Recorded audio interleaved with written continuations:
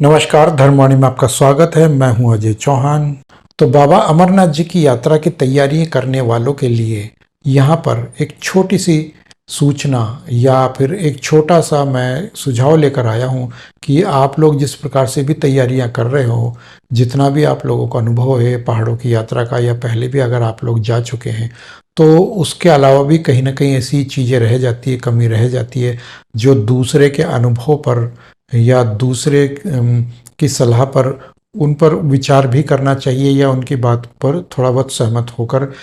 उस पर अमल किया जाना चाहिए। तो यहाँ पर जो आज मैं बता रहा हूँ वो ये है कि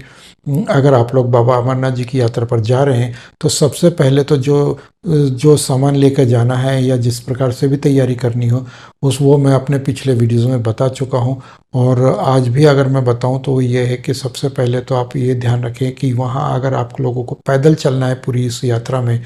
तो उस यात्रा में पैदल चलने के लिए आपको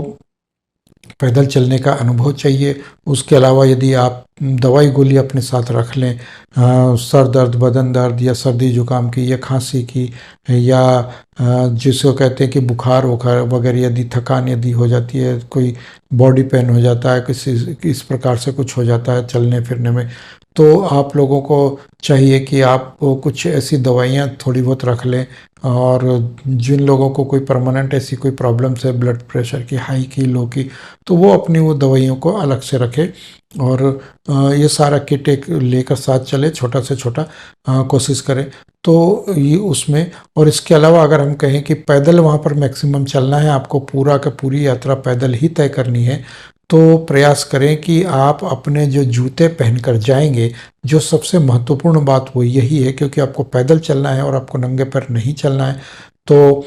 आप लोगों को ये चाहिए कि वहाँ पर जो आप जूते पहनकर जाएंगे वो वाटरप्रूफ जूते हो, अच्छी क्वालिटी के जूते हो, और हो सके तो लॉन्ग शूज़ पहने। लेकिन ये ध्यान रखें कि एकदम नए ना हो आपके वो जूते, क्योंकि अगर आप नए जूते पहनकर जाएंगे और यदि वहाँ आप चलेंगे, आप लोगों को चलने का अनुभव उन जूतों को पहनकर आपको चलने का अनुभव नहीं है और आपको उस यात्रा में वो जूते चुभते हैं पैरों में, आपके जख्म कर सकते हैं, आपको चलने में परेशान कर सकते हैं, तो आप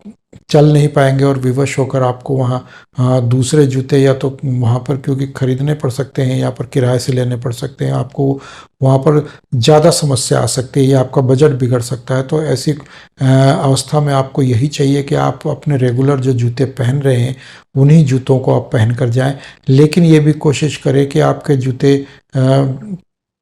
कपड़े के हो या कैनवास के हो या जैसे महंगी क्वालिटी के, यदि बहुत ये एकदम नए जूते ना हो, लेकिन जूते वो कि रेगुलर वाले ही पहने आप। और वहाँ पर ये भी होगा क्योंकि वाटरप्रूफ जूते ये चाहिए कि कम से कम आपके जूते जो है 1 से 1.5 इंच करीब जूता, तो आपका वहाँ पानी में बहते हुए पानी में भीगेगा या कीचड़ से आपको पार करना है तो वहाँ आपको इतना तो आपको चाहिए ही चाहिए। इसके अलावा हो सकता है कि वो कई बार ज़्यादा भी पानी या कीचड़ वहाँ झेलना पड़ सकता है, क्योंकि बहते हुए नदी या बरसा वो झरने जो होते हैं, बर्फ़ के जो पिघलती है बर्फ़, तो उसको पार करते हुए आपको निकलना होता है कहीं ना कहीं, तो आपको 1 से 1.5 इंच करीब आपके जो जूते होते हैं वो पानी में भीगते हैं कई जगह पर। हालांकि कई जगह पर धूल भी उड़ती है वहाँ पर, लेकिन ये चीज़ ध्यान रखनी होती है। तो उसके लिए आपको जूते इस प्रकार के हो कि एकदम नए ना हो, नहीं तो वो आपके पैरों में चुभेंगे और आपको चलने में मुश्किल हो सकती है। तो ये इस चीज़ का खास तौर पर आपको ध्यान रखना होगा। तो और भी मैं कुछ जो मुझे याद आएगा तो मैं अगले वीडियोस में भी इस चीज़ को मैं बताऊंगा कि आप लोगों को क्या क्या सावधानी रखनी है और आप किस प्रकार से आप लोगों को वहाँ पर चलना है। तो अपने पिछले वीडियोस भी मेरे आप देख सकते हैं, जिनमें मैंने और भी कई सारी सावधानियाँ बताई है और किस प्रकार से तैयारियाँ करनी है, क्या क्या वहाँ पर समस्या आ सकती है। तो ये सब चीज़ें मैं वहाँ बता चुका हूँ इस वीडियो में, पिछले वीडियोज़ में भी आपने बता चुका हूँ, तो आप उनको भी देख सकते हैं। तो मिलते हैं अगले वीडियो में। यदि आप लोगों को मेरी ये विचार पसंद आए हो तो कृपया कमेंट बॉक्स में अपने विचार हमें जरूर बताएं और जाने से पहले वीडियो को लाइक और शेयर भी करते जाएं। और अगर आप लोग मेरे इस चैनल पर पहली बार आए तो चैनल को सब्सक्राइब करके पास में बने बेल आइकन को भी दबा दें। तब तक के लिए जय श्री राम।